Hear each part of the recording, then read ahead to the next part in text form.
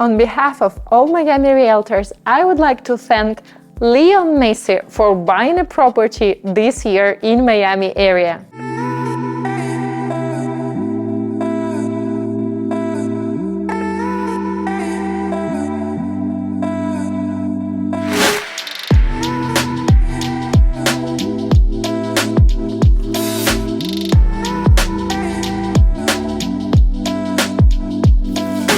Hi, it's Katie with Realestatika and welcome back to my channel. In this video today, we're gonna have a closer look on the brightest facts of real estate that happened to us this year. Of course, something that we were discussing for quite some time are those two big moves. One of them I already mentioned in the beginning of the video. Messi has become a part of Inter Miami. Oh my God, right now we just run into Publix with a great expectation to meet him once, or we are shopping for properties in hope to become his neighbor. This is now called Messi effect, and I think you would agree we all experience it in economics, in culture, and in probably even restaurant business, because the biggest question now is where Leo Messi will dine today. Getting back to real estate, Jeff Bezos, thank you too. It was another big move that made us all happy. And when you realize that people this caliber are moving to Florida and actually moving their businesses to Florida, it is huge.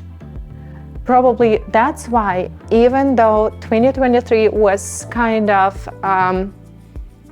turbulent in real estate in all other states or in even other areas of Florida, but here in our tri-county, I mean Miami-Dade, Broward, and West Palm Beach County, we are kind of cool.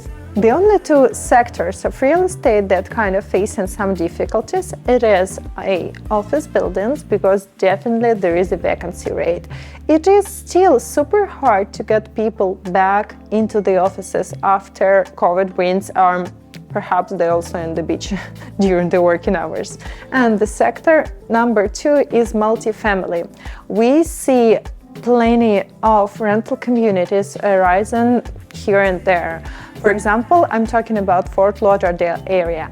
Really, there are many buildings that meant to be rental communities. However, it's not like hundreds and thousands of people moving every day to South Florida. So we are facing very sweet special offers for those who actually are looking for the place to rent in Florida. Another trend that we really see, and it is intense in South Florida, is branded new construction developments. We see from West Palm down to Miami and Coral Gables that developers are naming new construction projects all the time. It doesn't really mean that all of them will see this world, because some of the projects are still in reservation. When the project is in reservation and not in the hard contract, it means that it's still questionable if developer will actually build it. With this being said, I'm going to give you an advice. If you are shopping for new construction, there are a few factors that you would like to spend time and research. First, it is a developer who is developing the project.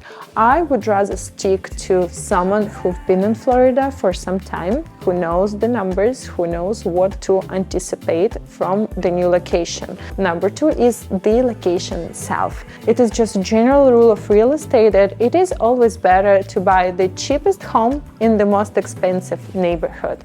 So this actually works a lot with new construction.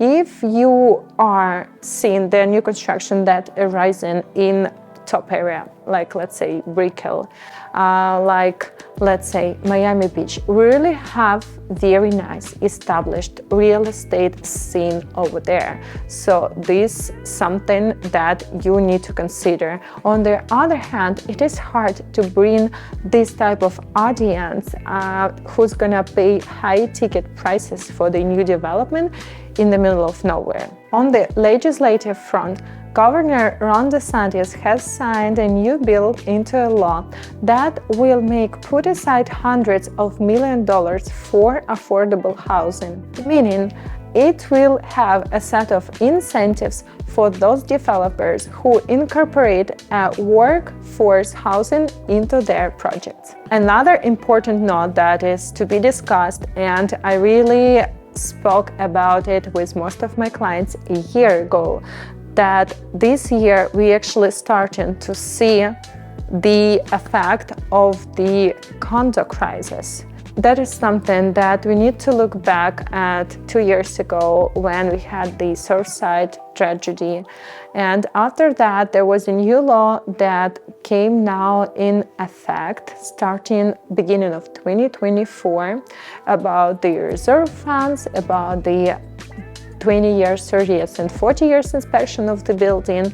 And what right now is hitting the owners of the condo a lot is the new insurance quote, because we all understand that someone's gonna need to pay for this, and this will be homeowners.